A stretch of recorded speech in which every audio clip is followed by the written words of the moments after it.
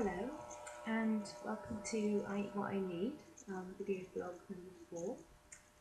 Today I'd like to talk about motivation, and motivation for me is about why we do the things that we do. So usually I meet people in my work with I Eat What I Need because they are not happy with their eating, and usually also not happy with their bodies as well.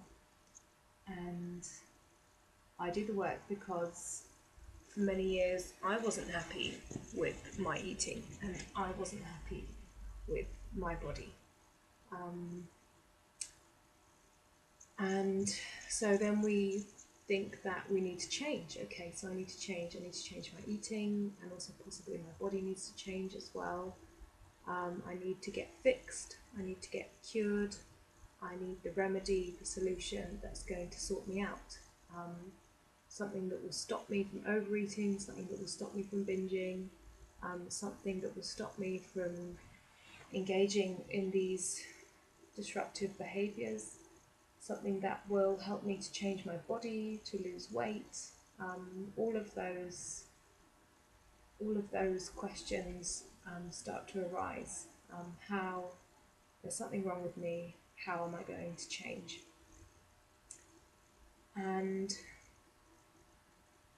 we may have tried a lot of the more conventional options, like dieting or exercising, like restricting, controlling what we eat, and we have come to learn that those don't work. And sometimes even if they do work, even you might change how your body shape is and you might change your eating, but you might still feel uneasy. And in my experience, that's very much what happened, in that I was able to change my eating to a certain extent and I was able to change my body shape, but I still did not feel comfortable with my body, and I still did not feel comfortable within my mind. I still felt very disturbed by my food environment and by my cravings and my urges and by my eating behaviours. So we think that maybe there's another way to change. We start to investigate and get curious about other ways that we could change. So if it's not about perhaps going on a diet, or it's not about going on an exercise regime, we start to investigate other ways to change. And we might try something for a little while. Maybe we go and see a particular coach, or maybe we go to a new group or a new meeting, and we get a new sort of renewed sense of hope. But very often things actually don't change. Things don't change. Inherently, we're still overeating. We still have hateful thoughts about our bodies, and even though there might be moments or glimmers of a different way of being, we might have a day where we feel quite spacious, a day where we perhaps don't feel the need to overeat, we end up going back to those behaviours and those coping mechanisms again and again, and we don't change. And that's very frustrating. Very frustrating. Or also, in my experience, perhaps we do change, but there's still more work to be done. Maybe we've gone from binging to overeating. So binging, we don't do that anymore. Maybe binging and purging, maybe we've managed to get a handle on that, but we're still overeating. And then the overeating, we feel like, well, maybe I've got more of a handle of that, but I'm still not able to eat to hunger, and maybe I've lost a certain amount of weight and I feel, a bit more comfortable with my body, but I'm still not really happy with this aspect of my body. So even sometimes when change does occur and new positive behaviours do take hold, it's never quite enough. We're never quite satisfied. And very often I find in the process of change, there's this dance back and forth between new ways and old ways, new behaviour and old behaviour, going back into overeating, going back into relapse, going back into binging. Even when you've had a period of relative calm and stability in your eating, then going back to old behaviours. Even when you know there are other ways, even when you know it's not good for you anymore, even when you've been to the group, you've read the book, you've done the program, you've listened to the TED Talks, you've journaled, you feel that you're full of awareness about how you can take care of yourself, and yet still the food is there, and still you go back to it time and again. And that is really challenging, and that is really frustrating. And we can get stuck. We can get really, really stuck. And actually, step 6 of the process that we work through is called Get Stuck and Start Again. Get stuck and start again. And in my own journey with this, I have felt very stuck many times. And I think maybe people don't always talk about that stuck feeling. I think people,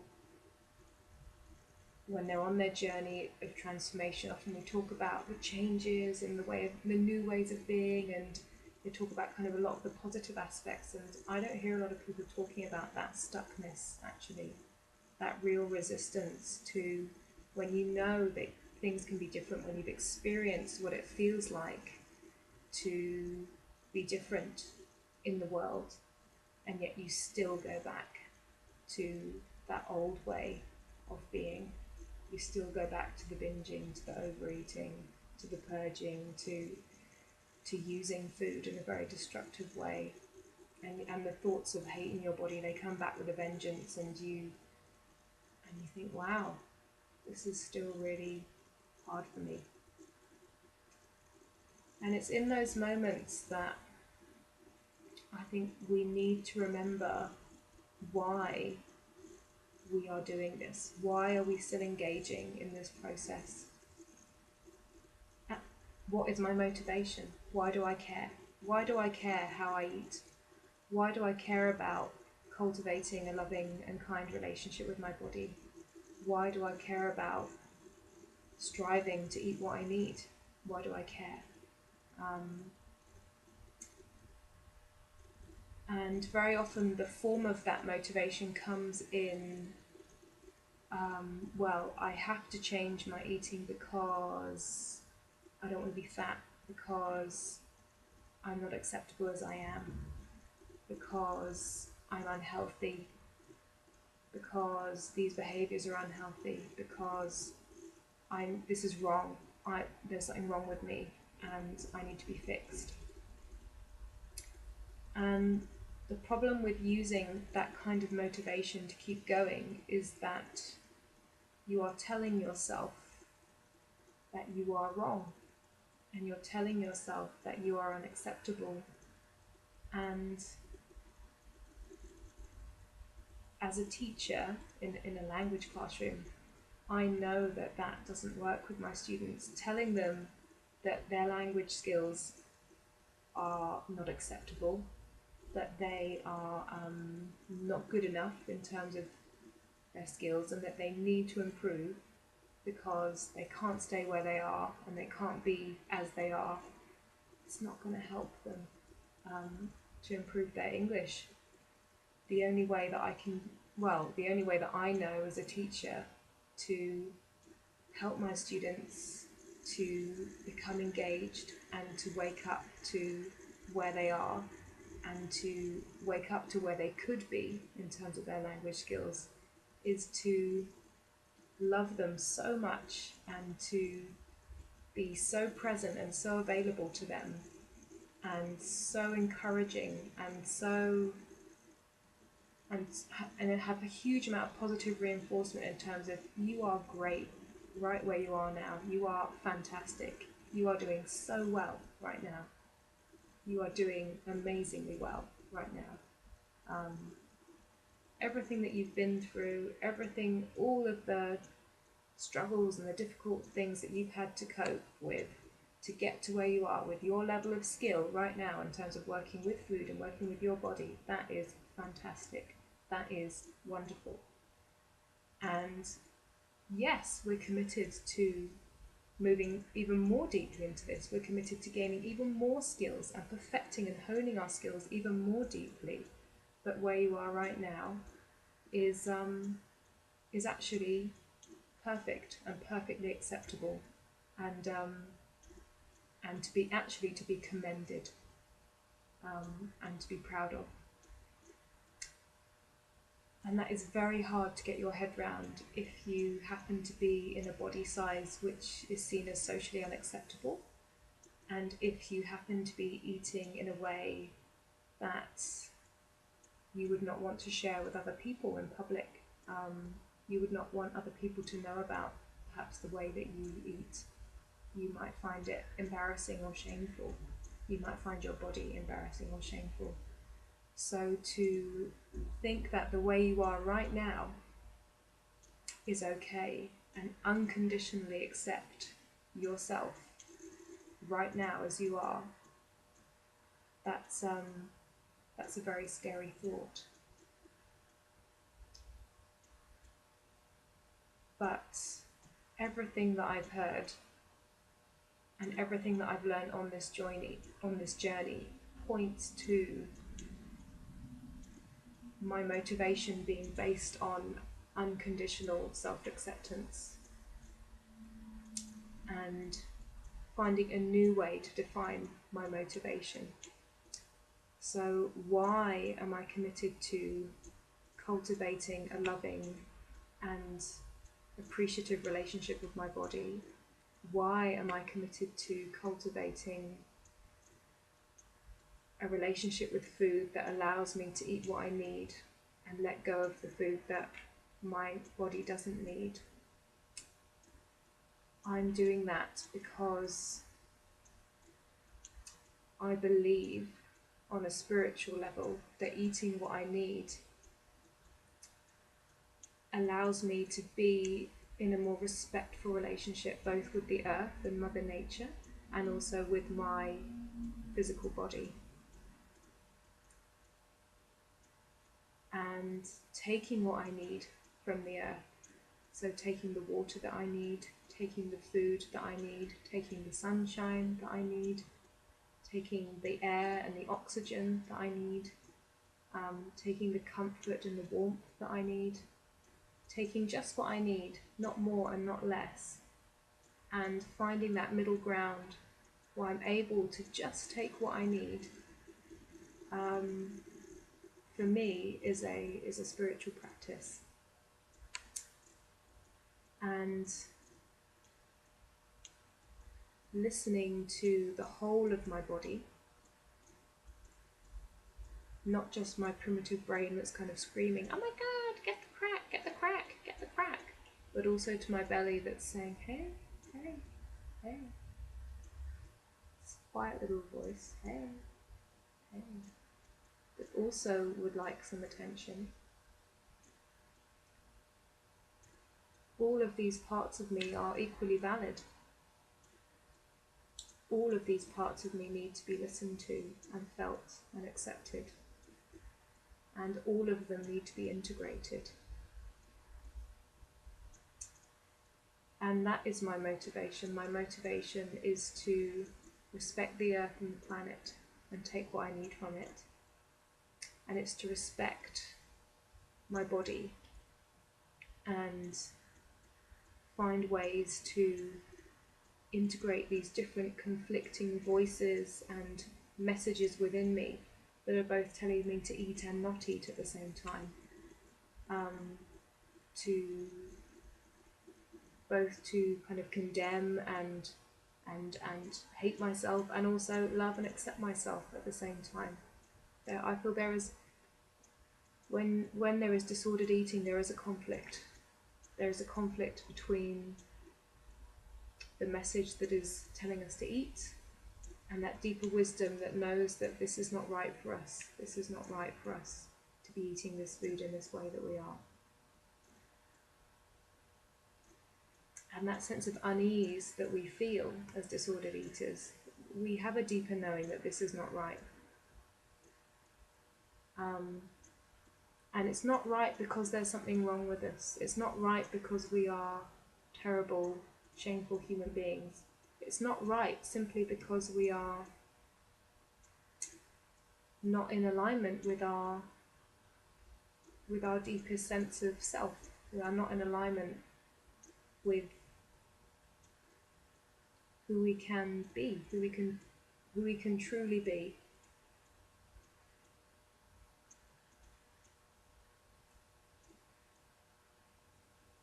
So my invitation would be to ask yourself, if I accepted that everything about me right now in this minute was actually fine, was actually okay. My eating, it's as good as it's ever going to get. My body, this is also as good as it's ever going to get. This is just how I am. Would I still be motivated to make changes? Would I still feel that desire and that drive to cultivate a more loving and accepting relationship with my body, and perhaps to eat in a different way as the one that I'm eating now? And where would that motivation come from? And if I'm really honest, my motivation comes from my developing spirituality, my growing spirituality, that tells me that when I'm connected to my center, some people might call it the soul, some people might call it the spirit, some people might call it your true self. When I'm connected to the true Emily at the center of my being,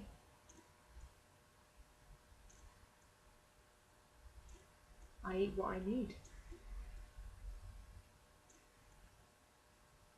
I feel my feelings. I honor all of me.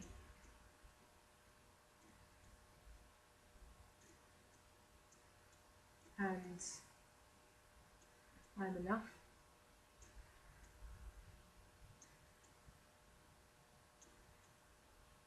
And that is my motivation, to remember that. Remember that the practice of loving and appreciating my body, and the practice of gently working towards eating what my gut brain needs and my digestive system needs, takes me closer to that source, to that center point. And attacking and hating my body and overeating and destructive eating behaviors take me away from that experience of myself as a centered, peaceful, integrated human being.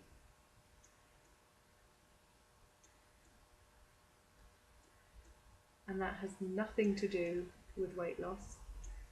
It has nothing to do with getting fit or getting healthy. It has nothing to do with the way that I look.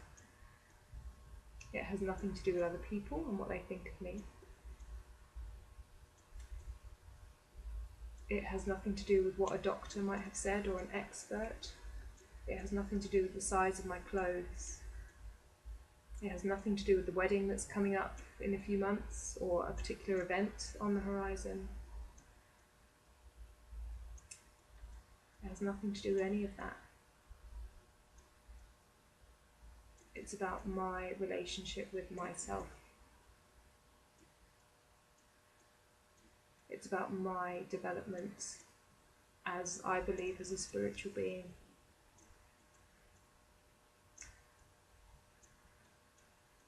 And if that doesn't resonate with you, this idea of being spiritually connected, if that doesn't resonate with you, this idea of finding your center and finding your own unique motivation,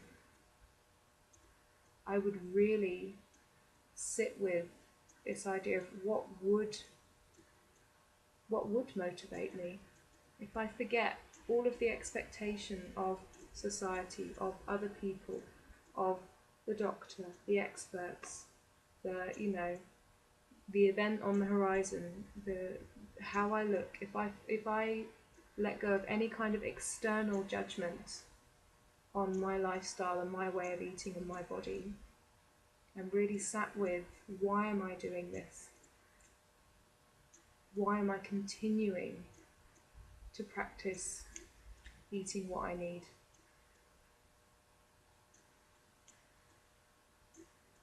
And see if you can find a motivating feeling or thought or affirmation or idea that supports you to continue to engage in this exploration of your relationship with food and body.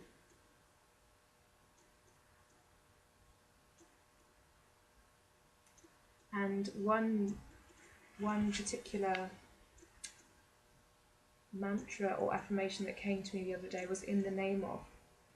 Why am I doing it in the name of? In the name of, and what came to me at the moment is in the name of the goddess. But for you it might be in the name of the Buddha, in the name of Jesus Christ, in the name of myself, in my name, in the name of all that is good and holy. So when I felt myself pulled off into overeating, I'm pulled away from my gut brain, I said to myself, in the name of the goddess, in the name of my gut brain, in the name of my natural eater, I choose to not eat food in this moment. In the name of the goddess, in the name of my gut brain, in the name of the natural eater that resides within me, I choose to not eat food in this moment. That is remembering my motivation. So, who do you practice in the name of? Why do you practice eating what you need? Why are you reconnecting with your gut brain? I'd be really interested to find out what your motivation is when it's based on unconditional self-acceptance. Because you are perfect, just as you are. Much love.